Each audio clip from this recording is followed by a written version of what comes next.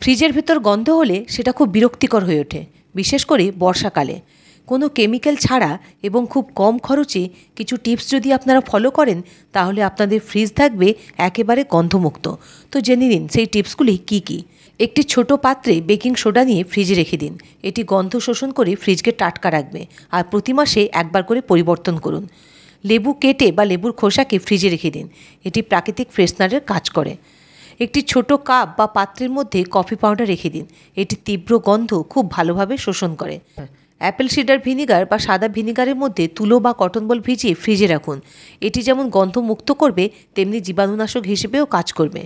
Activated charcoal powder একটা ছোট পাত্রের মধ্যে রেখে ফ্রিজের নিচের তাকে রেখে দিন, আর সেটি 15 থেকে 20 দিনে একবার পরিবর্তন করুন।